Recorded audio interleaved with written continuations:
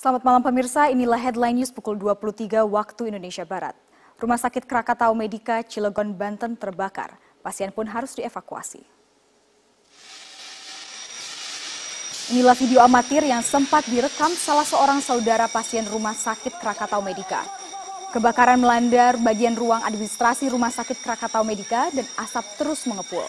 Sementara alat pemadam di rumah sakit tersebut tidak berfungsi. Pasien pun dievakuasi untuk mengantisipasi meluasnya kebakaran. 30 menit kemudian, mobil pemadam kebakaran berhasil memadamkan api. Hingga berita ini diturunkan, belum diketahui penyebab pasti kebakaran tersebut. Dugaan sementara, korsleting listrik dan polisi masih menyelidiki kasus tersebut. Adik saya. Oh. Mana?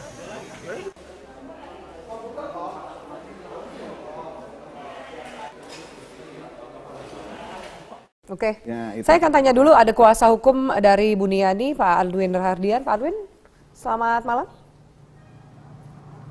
Ya, malam. Ya, Pak Aldwin, saya mengutip pernyataan Anda mengatakan bahwa penetapan tersangka dari klien Anda, Buniani, ini tidak adil. Kenapa penyebabnya?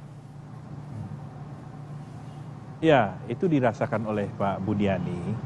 Artinya begini, prosesnya kurang fair. Meskipun itu hak tersendiri ya penyidik, baik itu dia punya hak subjektif ataupun objektif.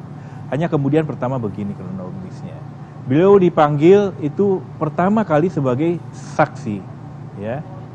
Beliau datang, terus kemudian pemeriksaan dimulai, berakhir di kurang lebih pukul 20, pukul 8. Ketika selesai penandatanganan BAP, langsung disodorkan surat penangkapan, ya kan? Dan hal itu tidak lazim begitu menurut kami. Karena apa? Yang lazim harusnya seperti apa menurut Pak Buni Anda? itu kan ada di kantor. Begini, tidak perlulah surat penangkapan itu keluar. Sekarang dengan kasus yang sama, apple to apple misalkan dengan Pak Ahok. Keluar nggak surat penangkapan? Sampai kemudian 1 kali 24 jam diperiksa di Polda Metro misalkan. Kan tidak juga. Apalagi yang bersangkutan datang ke kantor. Buat apa begitu keluar surat penangkapan, ya kan? Tapi lagi-lagi itu ya hak penyidik, kita hargai. Tapi kemudian itu disesalkan oleh klien kami, Pak Buniani, bahwa ini tidak equal. Ya. Kalau tidak adil, Anda ada rencana untuk pra-peradilan status tersangka klien Anda, Pak Aldwin? Ya, kita nanti akan kaji secara bersama, tapi tentunya akan seperti itu. Karena apa? Pertama, ini tidak digelar secara terbuka. Ya, gelar perkaranya harusnya terbuka seperti apa yang terjadi pada kasus Pak Ahok. Terbuka di sini bahwa satu sama lain menyodorkan para saksi ahli. Ya, apalagi yang dituduhkan ini Undang-Undang ITE pasal 28 ayat 2, ya, di mana sangat multi interpretasi. Apalagi yang dipersoalkan kan sudah bukan video lagi. Video itu sudah tuntas dan pemeriksaan forensik Barreskrim tidak ada persoalan. Tidak ada yang mau kata-katik itu video itu. Tapi itu kan yang utama karena pertama kali sumbernya adalah Pemprov DKI. Yang kedua, ya, yang dipersoalkan itu adalah caption. Ya, caption, intisari dan pendapat pribadi Pak Buni. Semua orang melakukan hal yang sama. Pak Buni mengupload ulang itu tanggal 6 Oktober. Ya, dia mengupload ulang dari media NKRI ditambahkan caption di bawahnya. Ya. Nanti saya akan bacakan ya Pak. Saya akan bacakan Pak Aldwin melakukan hal yang sama. Supaya pemirsa juga paham apa yang disangkakan terhadap klien Anda Buniani ini. Tersangkanya adalah kasus dugaan pencemaran nama baik dan penghasutan terkait SARA, bukan karena mengupload video tersebut. Nanti saya akan bacakan 3 paragraf yang kemudian dianggap pihak kepolisian sebagai salah satu alat bukti. Kami lanjutkan pemirsa sesaat lagi. Tetaplah bersama kami di Prime Time. Sejumlah pimpinan kementerian dan lembaga menjadi pembicara dalam rapat koordinasi yang dihadiri seluruh gubernur di Indonesia. Panglima TNI Gatot Nurmantio ini menjadi salah satu pembicara. Kami langsung bergabung bersama rekan kami, ada Dede Salampesi langsung dari kantor Kemendagri Jakarta. Dari apakah rakor yang dihadiri dengan Panglima TNI ini terkait dengan aksi unjuk rasa pada 2 Desember mendatang? Secara implisit, tuan rumah Menteri Dalam Negeri Cahyokumolo mengungkapkan bahwa rapat koordinasi yang dihadiri oleh hampir seluruh gubernur dari seluruh Indonesia ini tidak membahas situasi ataupun dinamika politik di seluruh Indonesia jelang rencana aksi unjuk rasa 2 Desember mendatang di DKI Jakarta. untuk kali ini rapat koordinasi pembicaranya ada 7 orang dari level pimpinan lembaga maupun kementerian, dan beberapa di antaranya memang digelar secara tertutup sehingga tidak bisa diliput oleh media. Salah satu pembicara pada saat menyampaikan materi secara tertutup ialah Menko Polhukam Wiranto. Usai memberikan materinya, Wiranto mengungkapkan bahwa apa yang dia sampaikan kepada para gubernur hanyalah sebatas pemetaan keamanan politik dan hukum yang sudah dilakukan oleh pihak Menko Polhukam. Selain itu, Menko Polhukam juga menyatakan bahwa ada 3 daerah yang dinyatakan rawan terkait dengan pelaksanaan Pilkada 2017 tahun depan, diantaranya ialah Aceh, DKI Jakarta, dan juga Papua. Ketiga daerah ini dianggap memiliki indikasi penuh rawan atau indikasi yang tinggi terhadap tingkat kerawanan pada gelaran pilkada mendatang. Namun Wiranto menolak untuk menjabarkan apa saja indikasi-indikasi tersebut, sehingga ketiga daerah tadi yaitu Aceh, DKI Jakarta, dan juga Papua dikatakan sebagai daerah yang rawan untuk gelaran pilkada mendatang. Selain itu ada satu aspek yang dianggap rawan dalam pilkada nanti, yaitu kemungkinan terjadinya penyalahgunaan kewenangan yang dilakukan oleh kontestan ataupun pasangan petahana. Selain itu, Panglima TNI Jenderal Gatot Nurmantio juga baru saja memberikan koordinasinya di hadapan para gubernur secara terbuka. Ada satu pendapat yang dikeluarkan atau satu poin yang saya garis bawahi dari apa yang disampaikan oleh Panglima TNI terkait dengan rencana aksi demonstrasi 2 Desember mendatang. Panglima mengungkapkan bahwa jika demonstrasi 4 November kemarin betul-betul dari hati dan hanya fokus kepada penegakan hukum kasus Ahok, sementara untuk demo 2 Desember nanti sudah ditunggangi oleh pihak asing. Bahkan Panglima juga menyebut sejumlah negara. Kita lihat pernyataannya. Dan pasti akumulasi luar pun ikut. Kenapa? Karena tanggal 20 kemarin saya dikejutkan berita bahwa Habib Rizik dianiaya oleh oknum Kostrad sampai masuk rumah sakit. Dan saya cek tidak ada. Dan saya telusuri berita itu ada 2 sumbernya, dari wilayah Australia dan New Jersey, USA. Menteri Dalam Negeri Cahyokumolo tadi usai Panglima TNI memberikan pemaparannya meminta kepada seluruh masyarakat Indonesia untuk betul-betul cerdas dan menyikapi dengan bijak mana yang perlu dilakukan dan mana yang tidak, agar keutuhan bangsa Indonesia tidak mudah dipecah belah oleh pihak asing, terutama dari negara-negara lain yang memiliki kepentingan di Indonesia untuk memecah belah bangsa. Zakia. Selamat malam, Anda menyaksikan Headline News pukul 21 waktu Indonesia Barat. Pemirsa, Polda Metro Jaya telah menetapkan Buniyani sebagai tersangka terkait dugaan pencemaran nama baik. Untuk mengetahui informasi selengkapnya, kita simak langsung mendengarkan keterangan pers dari Kabid Humas Polda Metro Jaya, Kombes Pol Awi Setiono. Romawi 10 2016 PMJ di Reskrim Sus pada tanggal 7 Oktober 2016. Kita ketahui bersama bahwasannya LB tersebut pelapornya adalah Andi Windo Wahidin SHMH. Kasusnya tentang pencemaran nama baik dan penghasutan atau SARA. Adapun untuk identitas terlapor, yaitu nama BY, jenis kelamin laki-laki, tempat tanggal lahir Lombok Timur 16 Mei 1969, pekerjaan dosen agama Islam, Kewarganegaraan Indonesia, alamat Kali Baru, Permai, Blok B2, nomor 15, RT 002007, Kelurahan Kali Baru, Kecamatan Cilodong, Depok, Jawa Barat. Hasil dari proses penyidikan selama ini yang telah dilakukan oleh Subdit Cybercrime Polda Metro Jaya sudah melakukan pemeriksaan terhadap saksi-saksi, kemudian saksi ahli, sampai dengan hari ini kita telah melakukan pemanggilan terhadap terlapor. Tadi pagi sekitar jam berapa tadi Pak Roberto? Jam 11 ya. Ya, kita panggil jam 10, jam 11 hadir sebagai saksi. Dan tadi sampai dengan pukul sekitar 19.30 ya, selesai dilakukan pemeriksaan sebagai saksi. Namun demikian dengan hasil pemeriksaan, hasil konstruksi hukum, pengumpulan alat-alat bukti dari penyidik pada kesempatan malam hari ini sekitar pukul 20.00 dengan bukti permulaan yang cukup, yang bersangkutan saudara BY kita naikkan statusnya menjadi tersangka. Bahwasanya yang bersangkutan dari tuduhan persangkaan oleh pelapor terkait dengan pencemaran nama baik dan penghasutan SARA yang dapat kita penuhi terkait dengan unsur-unsur perbuatan pidananya, yaitu terkait dengan Gubernur Petahana DKI Jakarta Basuki Cahayapurnama belusukan di kawasan Pulau Mas Rawamangun, Jakarta Timur. Kedatangan Ahok disambut penuh antusias oleh warga. Bahkan untuk berjalan sejauh 100 meter saja membutuhkan waktu hampir 2 jam.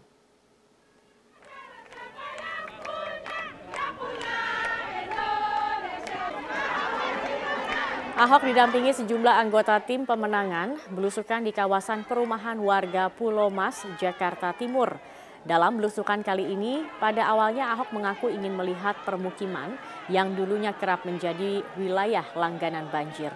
Namun kini telah berkurang setelah normalisasi sungai selesai dilakukan.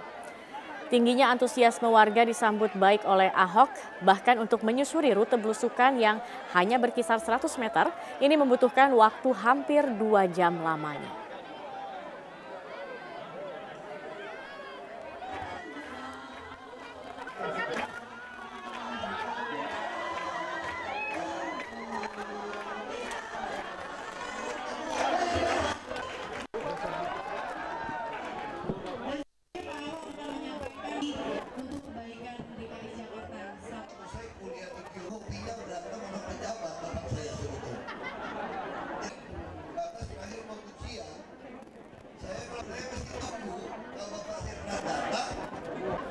Ratusan rumah warga di Kabupaten Bojonegoro, Jawa Timur rusak akibat diterjang hujan dan angin kencang.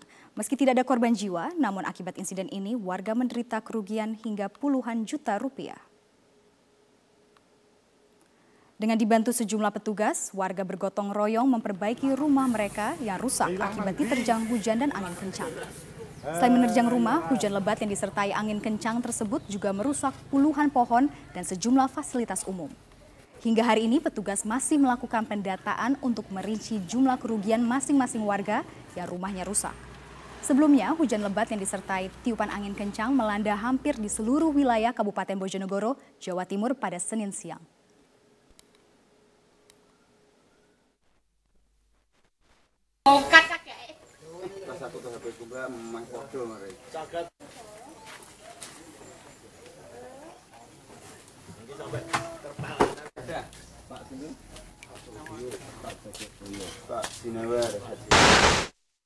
Pemirsa, DPP Partai Golkar disebut-sebut telah memutuskan Ketua Umum Partai Golkar Setia Novanto akan kembali menduduki jabatan sebagai Ketua DPR. Namun hingga saat ini pimpinan DPR mengaku belum menerima hasil keputusan tersebut dari fraksi Golkar.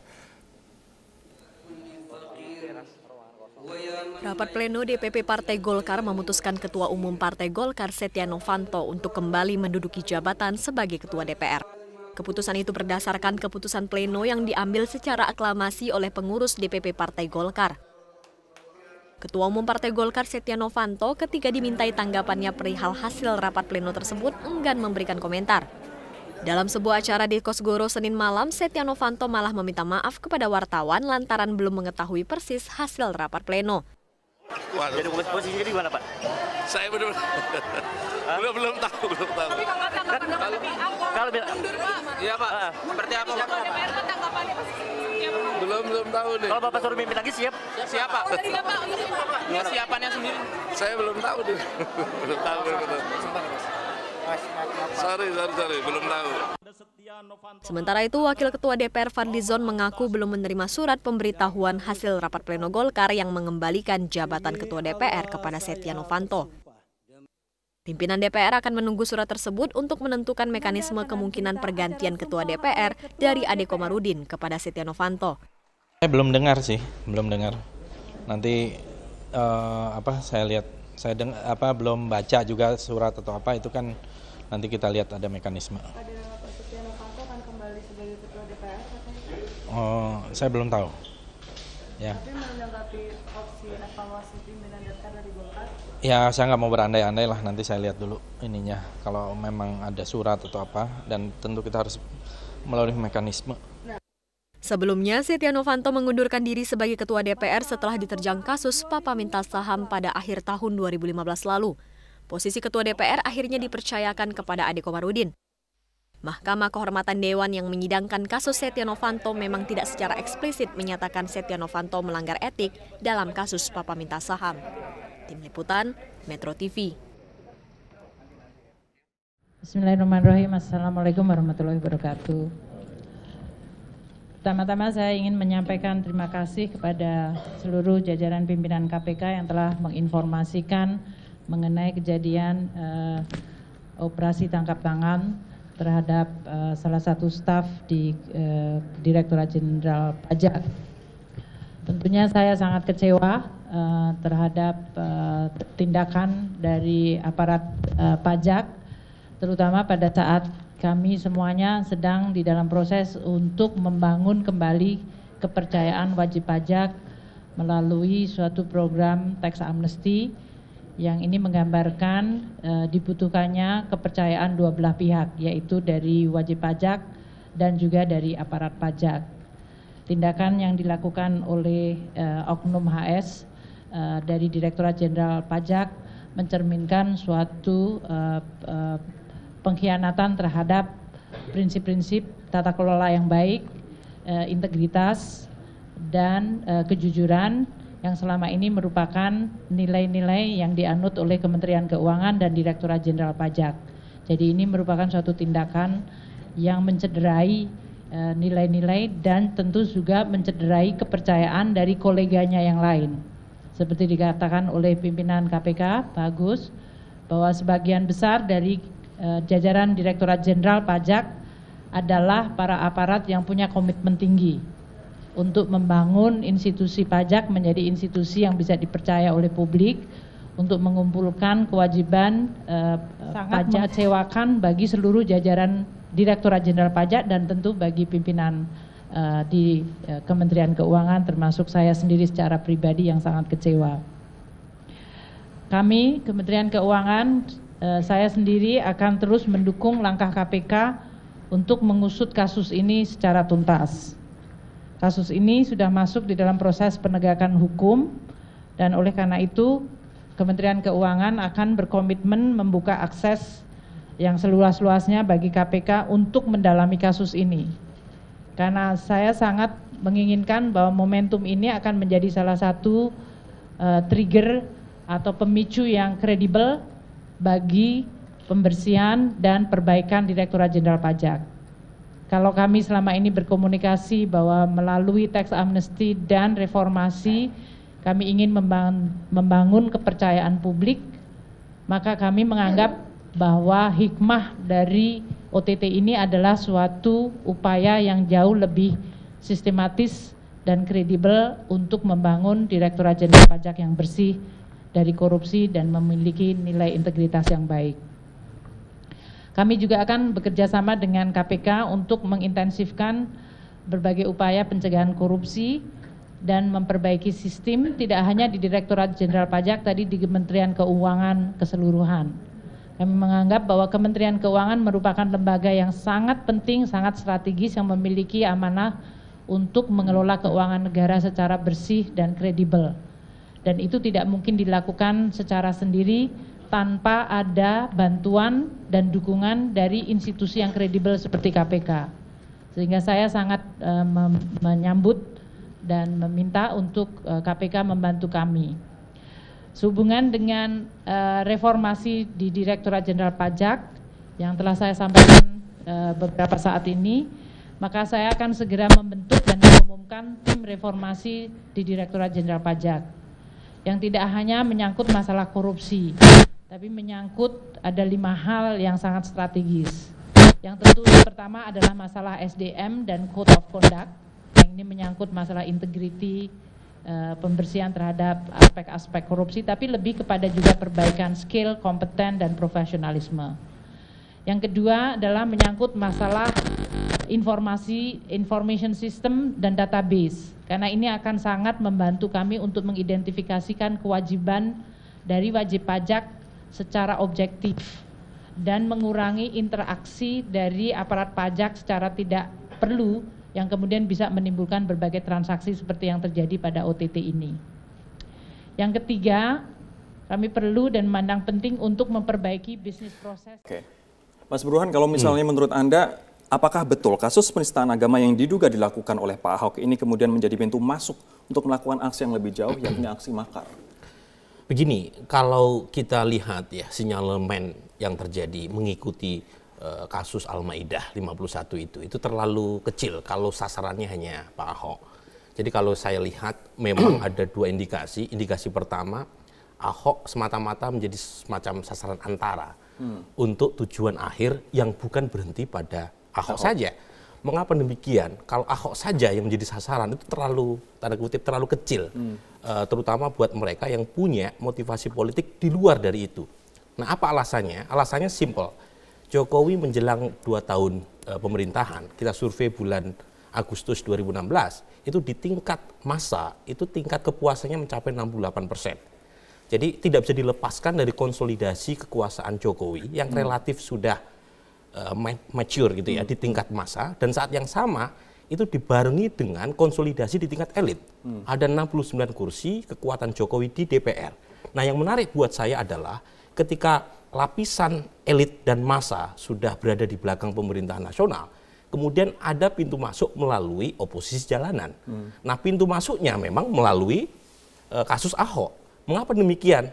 Karena kalau sudah bicara faktor primordial, itu rasionalitas berhenti. Dan kebetulan memang harus diakui, pernyataan Ahok itu politically incorrect gitu loh.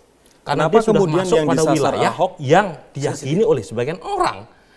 Gimana? Kenapa kemudian yang disasar Ahok tapi tujuannya jauh lebih dari itu? Siapa yang kemudian ini nggak bisa dilepaskan dari 2019. Kalau misalnya Jokowi terlalu kuat di tingkat massa dan di tingkat elit, sulit untuk bisa menyaingi Jokowi di 2019. Jadi ada 2 tujuan utamanya. Pertama, kalau misalnya tidak dibikin semacam make a dance, dibikin semacam dance itu semacam kelemahan gitu ya dari sekarang terhadap Jokowi, itu susah untuk mengalahkan di 2019. Yang kedua, harus diakui ada juga pertarungan internal siapa yang mau mendampingi Jokowi. Dan Ahok merupakan salah satu favorit. Setidaknya kalau kita survei bulan Agustus, dia paling tinggi elektabilitasnya sebagai cawapres Jokowi. Kalau kemudian kasus ini itu praktis selesai sebenarnya buat Ahok kalau ingin menjadi cawapres. Baik, kita harus jeda terlebih dahulu. Ada persoalan internal juga. Selamat pagi pemirsa, inilah Headline News pukul 4 waktu Indonesia Barat. 7 tersangka pelaku bom gereja Oikumene, Samarinda, Kalimantan Timur tiba di Bandara Soekarno-Hatta, Tangerang, Banten usai diterbangkan dari Samarinda.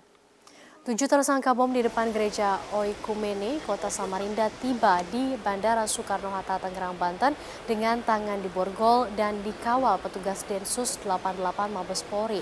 Ketujuh tersangka dibawa ke dalam mobil khusus yang telah disiapkan petugas.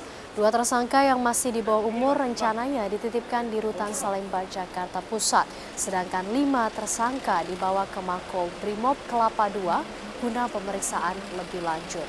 Ketujuh tersangka diduga terlibat dalam serangkaian aksi mulai dari perencanaan hingga eksekusi bom.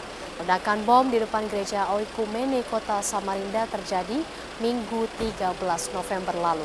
Akibat ledakan seorang balita tewas dan 4 balita terluka.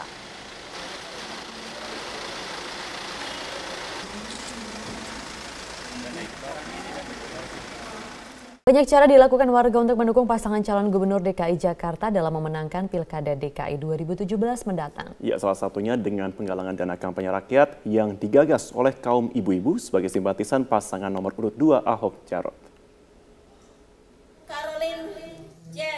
Dalam rangka mendukung pasangan petahana Ahok Jarot, kelompok ibu-ibu arisan di RW 12 Pejagalan Penjaringan Jakarta Utara menggalang dana kampanye rakyat. Meski sederhana, sejumlah ibu mengaku sukarela menyumbangkan uang mereka terhadap perjuangan Ahok Jarot. Komunitas ibu-ibu arisan merasa bahwa pasangan Ahok Jarot telah memberikan bukti dalam pembangunan ibu kota Jakarta, termasuk diantaranya sejumlah program kerja yang telah dirasakan kaum perempuan. Memang kita mengumpulkan dana ini toh nanti untuk dari kita untuk kita juga tergerak, ibu-ibu kita tergerak karena sumbangan itu, karena kita merasa menginginkan punya pemimpin yang jujur dan anti korupsi. Karena bapak-bapak itu yang telah memberikan kita ke anak-anak kita sekolah, dan kita lingkungan juga bersih semuanya. Adanya inisiatif warga dalam penggalangan dana kampanye rakyat disambut baik oleh tim relawan kampanye rakyat Ahok Jarot.